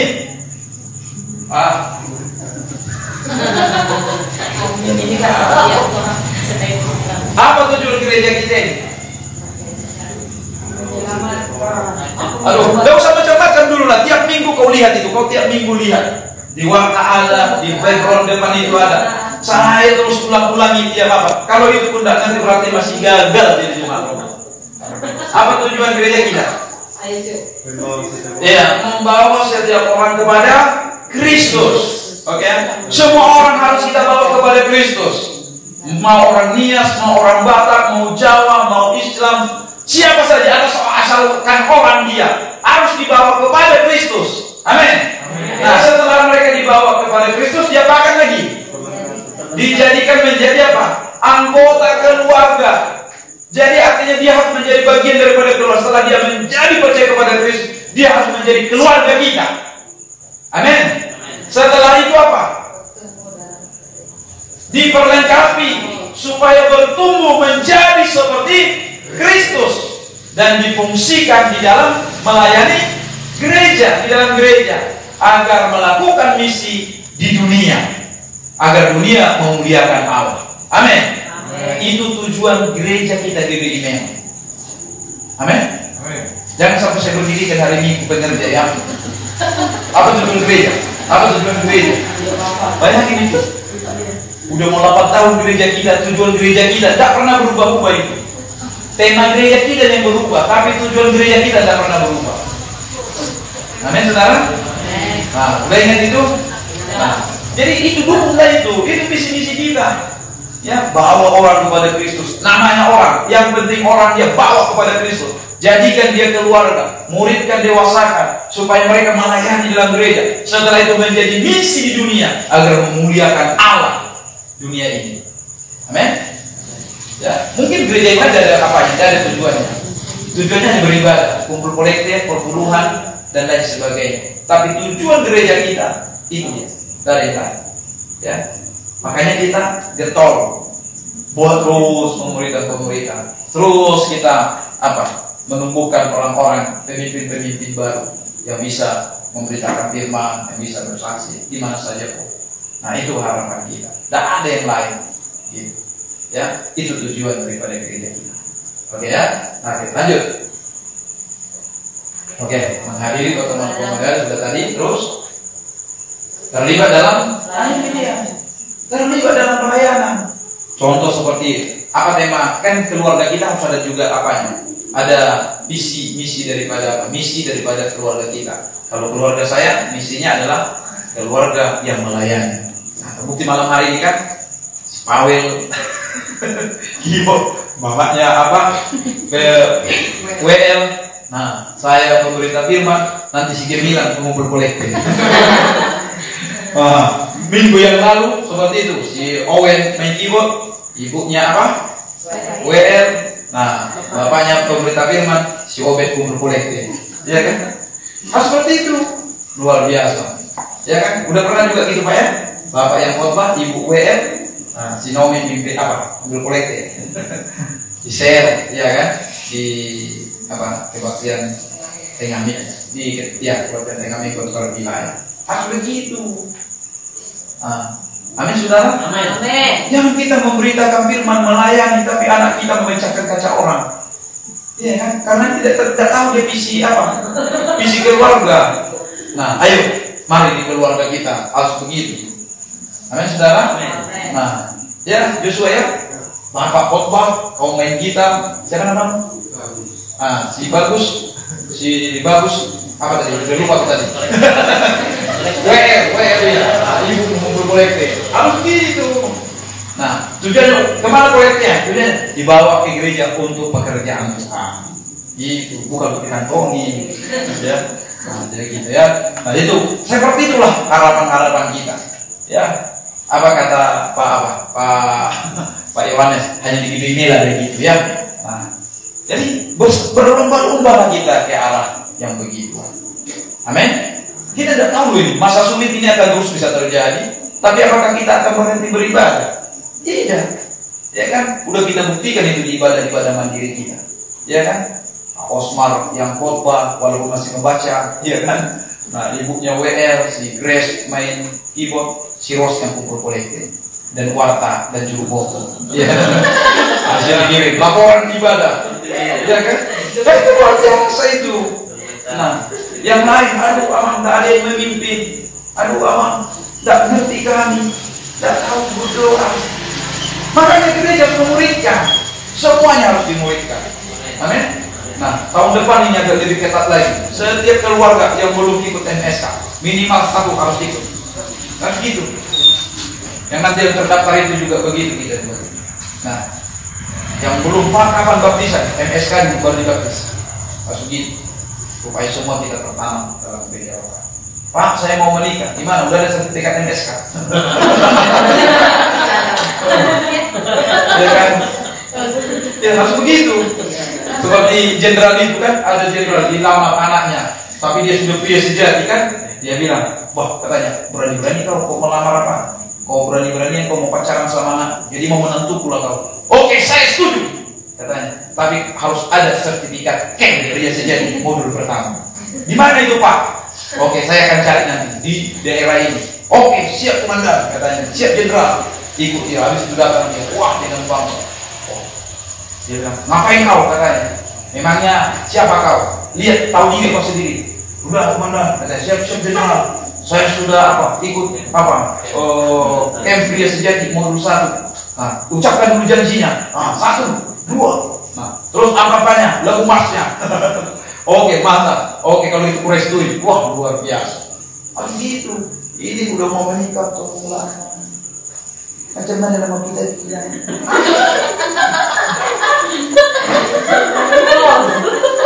kita tidak urus. Seperti tidak beragama anak kita itu. Tolong Pak. Kita suruh berdoa tidak tahu. Mulutnya bau rokok. Mirip kali. Kalau dalam hati, waduh Tuhan, yang sakit kami ingin balakan. Iya kan? Kayak gitu apa ya? Itu model-model. Tapi coba kalau orang-orang tua itu sudah mengenal kebenaran dan sudah melayani, pasti anak-anak pun terdidik dan semua. Nah, yang muda-muda, orang tua tidak mendukung. Kau semua tok dengan Tuhan. Jangan lihat keadaan. Yang penting kau sungguh-sungguh ikut Tuhan. Melakukan apa yang bisa kau kerjakan untuk Tuhan. Pasti hidupmu akan berubah. Amin. Pasti akan hidup berubah. Mudah-mudahan saya tidak lupa. Hari Minggu saya akan bilang juga yang gitu. Karena tema khotbah untuk hari Minggu kan diberkati untuk menjadi berkat. Ya kan? Dia kayak Spanish itu. Sini luar biasa itu. Saya salut ya. Tak ada dukungan dari mana-mana. Sebentar lagi sudah mau sarjana. Sarjananya pun lama ngomong. Bapak banyak sabar aja dengan semua ya. Karena ini terakhir saya ngomong. Jadi walaupun dari hukuman, tapi mereka bisa. Itu luar biasa. Bukan makin miskin, tapi makin kaya. Saya tanya uangnya di terakhir, udah berapa uang sekarang? Aku aja pendeta, udah banyak jemaat, tidak segitu penghasilannya begitu. Coba yang luar biasa. Itu semua karena Tuhan. Karena pertama dalam gereja bapaknya sama mamanya biarlah abang tinggal di Medan orang ini ya apa asal mama jadi didikan sama ngomong diarahkan jadi orangnya ya kan tapi maunya diikuti mamanya juga kan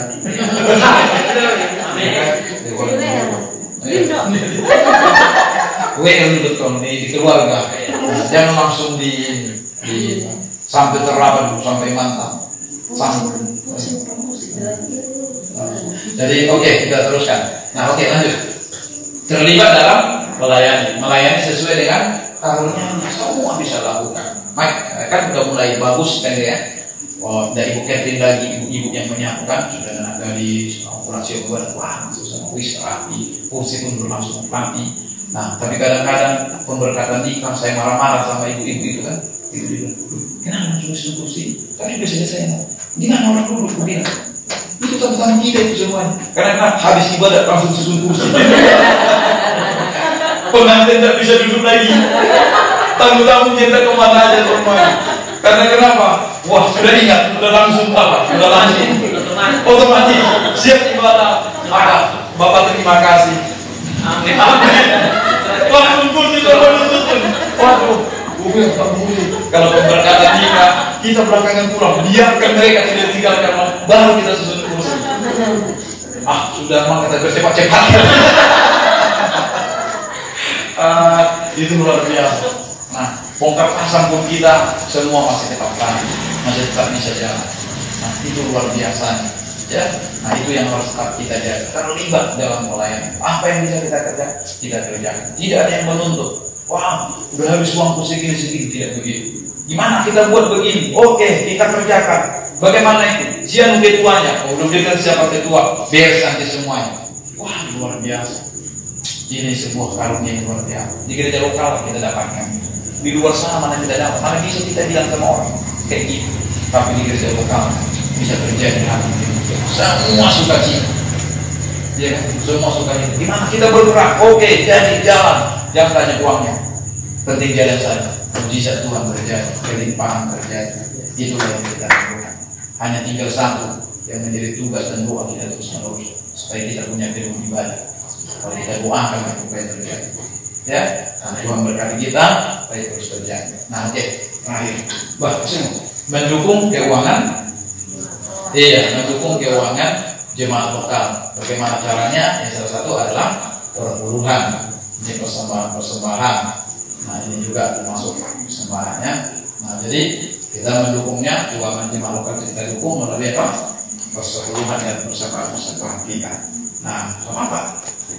Nah gimana bang? Saya juga kasih perpuluhan. Tapi ingin lagi hatiku ingin memberi. Kenapa? Berikan nanti.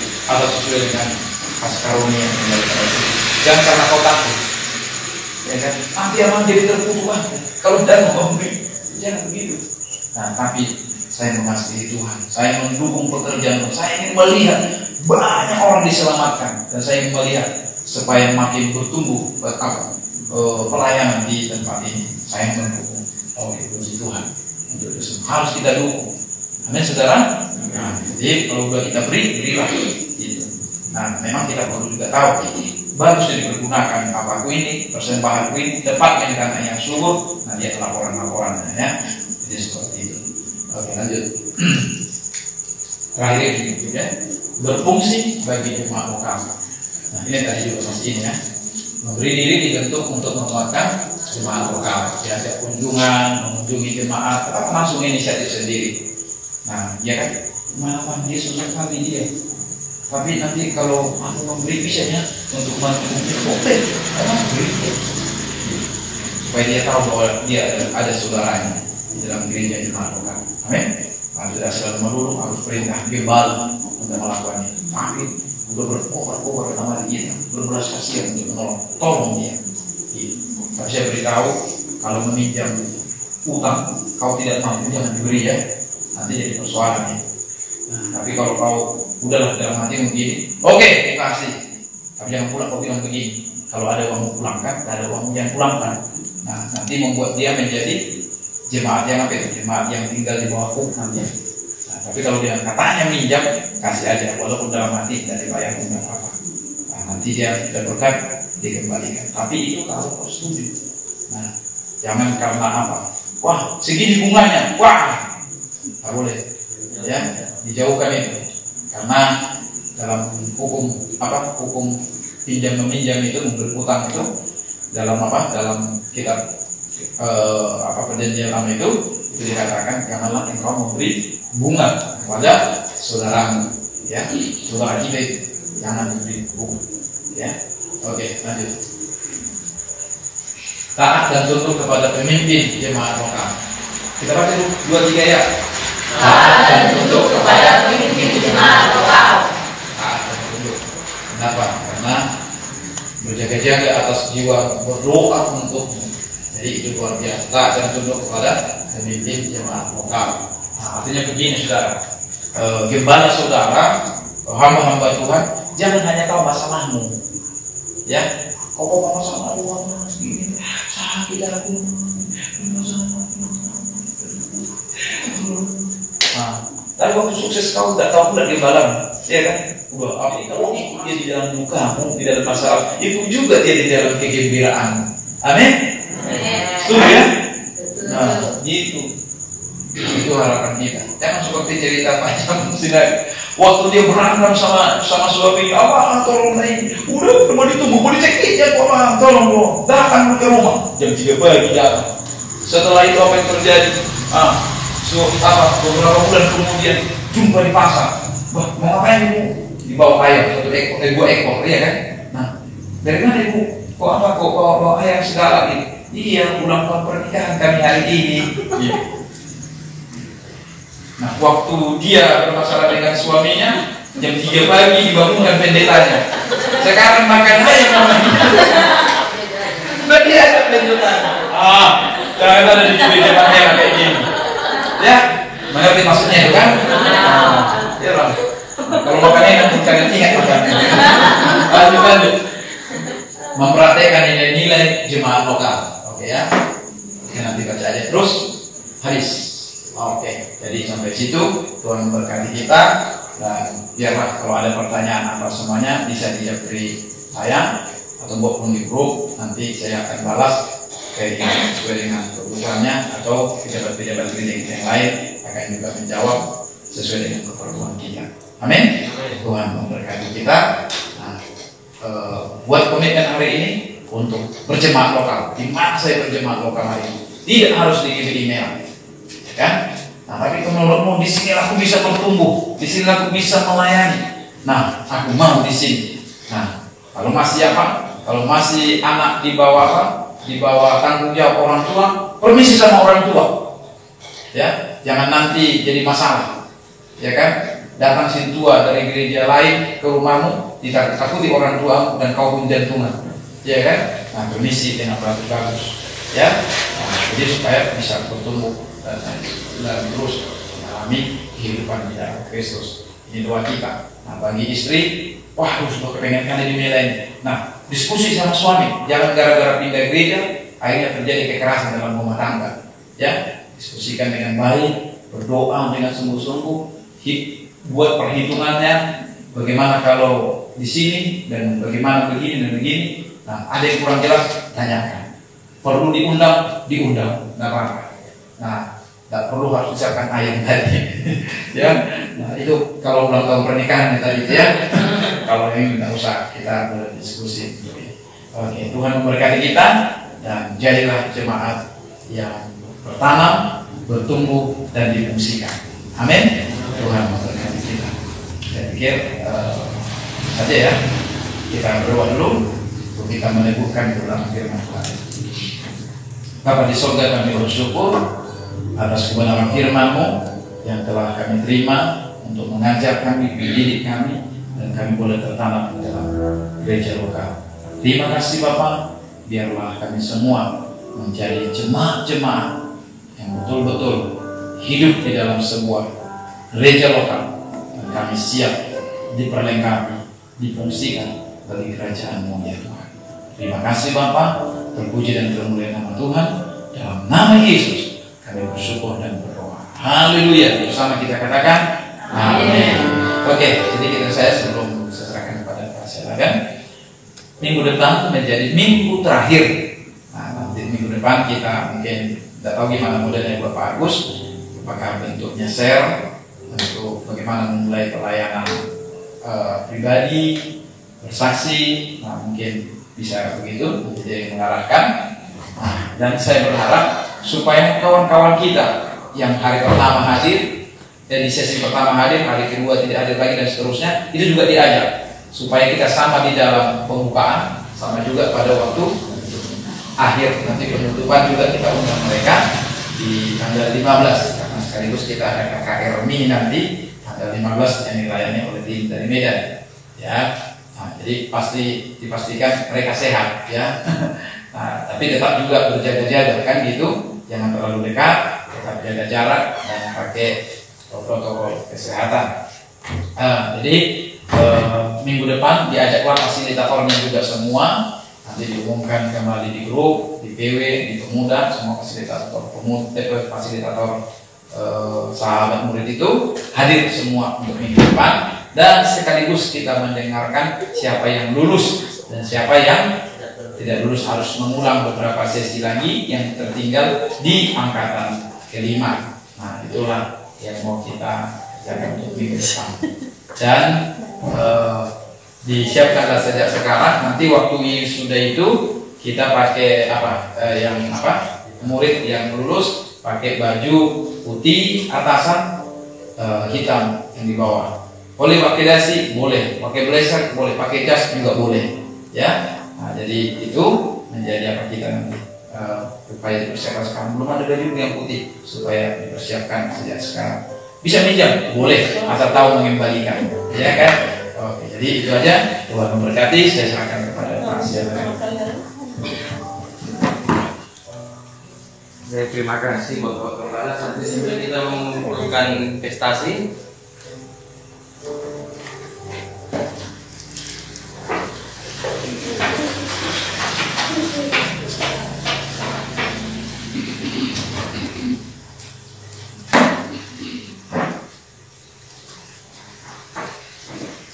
Hari ini kita sudah belajar sesi yang terakhir dari materi MSK, yaitu pertahanan dalam gereja lokal. Jadi kita perlu ingat GBI Mela bukan segalanya. Ya, GBI Mela bukan terbaik se-Indonesia, tapi kita belajar dari GBI Mela untuk bisa menjadi berkat bagi gereja lain.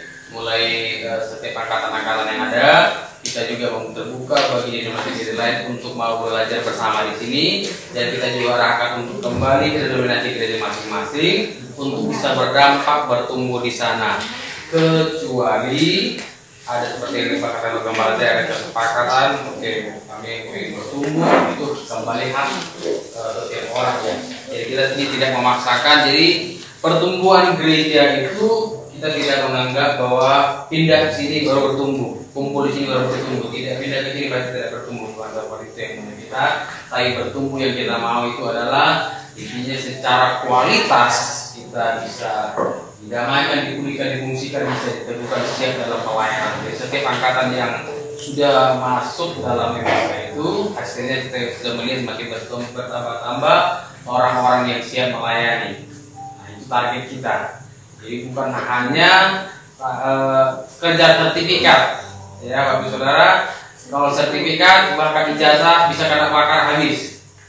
Tapi yang kita mau itu dan hasilnya kita bisa berdampak di dalam pelayanan, berdampak dalam gereja lokal. Itu yang kita rindukan hasil daripada MSK ini. Oke, kita masuk kepada apa yang menjadi ayat hafalan kita minggu yang lalu, yaitu yang terambil dari kitab Ibrani pasal 10 ayat 25. Oke, dengan semangat kita bangkit berdiri, kita ucapkan.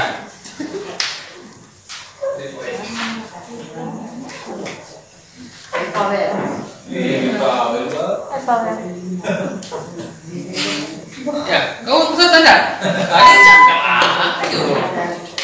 Ayo sama-sama kita ucapkan Ibrani pasal 10 ayat 25, 2, 3, ya. Ibrani pasal 10 ayat 25. Janganlah kita menjauhkan diri dari pertemuan-pertemuan ibadah kita seperti yang dibiasakan oleh beberapa orang, tetapi marilah kita saling menasihati dan semakin giat melakukannya menjelang hari Tuhan yang dekat. Luar biasa, tepuk tangan buat kita semua. Ya, paling tidak dari sini nampak hasilnya selama kita mengikuti MSK semakin giat juga memahami dan mau memberi diri untuk menghafal ayat kepada firman Tuhan. Nah, itu masih ada yang tertatih-tatih, tapi itu bukan kesudahannya. Amin. Masih belajar. Oke, ada ayat hafalan kita yang terakhir dan kita akan ucapkan ini pada minggu depan pada sesi apa namanya untuk pembekalan minggu depan. Efesus pasal 2 ayat 19 dan 20 kita baca sama-sama 2, 3 ya. Demikianlah kamu kembali orang asing dan pendatang, melainkan kawan sewarga dari orang-orang kudus dalam kebenaran kepada Allah yang dibangun di atas dasar para rasul dan para nabi dengan Yesus sebagai batu penjuru. Mudah nih apa yang kita ucapkan jadi. Amin. Amin. Pasti bisa kita hafal. Oke, silakan dulu. Oke, kalau tidak ada, ya yang terakhir kali malam ini kita bagi berdiri, kita akan akhiri pertemuan ini. Kita siapkan diri kita bukan mau mencari mungkin lulus dapat sertifikat, tapi kita benar-benar paham kalaupun belum lulus ke masa lalu tidak lulusnya, tapi persiapkan semakin diperlengkapi lagi ya, seperti Pak Ros kemarin ulang lagi kemarin ya. Nah dia kemarin tak lulus tapi bisa lulus lagi. Nah itu bukan masalah, tidak ada di sini macam tinggal kelas baru kali seperti itu, tapi semakin diperlengkapi itu yang inti daripada MSK ini ya. Oke, kita akhiri dalam pertemuan kita bersatu dalam doa. Yesus yang baik, malam hari ini Tuhan, kami bersyukur, berterima kasih Tuhan terangi hati dan pikiran kami untuk mau menjadi jemaat yang tertanam dalam gereja lokal di mana kami Tuhan arahkan. Kami mau bertumbuh untuk bisa menangkan jiwa Tuhan pakai, difungsikan untuk menjadi alatnya Tuhan, untuk bisa melayani Engkau ya Tuhan Yesus. Ini kerinduan kami Tuhan. Kami berdoa bagi seluruh angkatan MSK karena tempat ini Tuhan Yesus, biar mereka Tuhan punya komitmen mau melayani di tempat di mana mereka mau berkomitmen untuk bertumbuh, sehingga mereka bisa berdampak bagi keluarga, berdampak bagi lingkungan. Diberkatilah mereka ya Tuhan Yesus, biar orang-orang lain bisa melihat bahwa mereka adalah orang-orang Kristen yang berbuah. Terima kasih Tuhan Yesus. Materi apa yang kami terima pada malam hari ini Tuhan Yesus, kami mau renungkan dan kami mau aplikasikan dalam kehidupan kami. Terpujilah Engkau Tuhan, berkati hamba-Hamba-Mu yang melayani Engkau pada malam hari ini. Biar Tuhan terus memakai apa yang mereka kerjakan, semakin banyak orang diberkati melalui pelayanan-pelayanan kerja malam hari ini. Kami berdoa juga Tuhan Yesus buat teman-teman kami yang tidak bersama dengan kami malam hari ini. Tuhan yang menolong mereka, berikan mereka kekuatan, kesehatan ya Tuhan Yesus, hingga pada waktunya nanti kami bisa berkumpul bersama kembali untuk berbagi kasih, untuk saling menguatkan, saling diperlengkapi dengan kebenaran firman-Mu dan siap untuk Tuhan pakai. Kami Tuhan berdoa buat malam hari ini kami mau kembali ke rumah kami. Tuhan melindungi, menyertai kami Tuhan, bertemu dengan keluarga kami, dan besok kami bisa beraktivitas kembali dengan kekuatan baru yang daripada Allah. Terpujilah Engkau ya Tuhan. Di dalam nama Tuhan Yesus kami berdoa dan bersyukur. Haleluya, kita bersama katakan amin. Amin. Shalom. Shalom.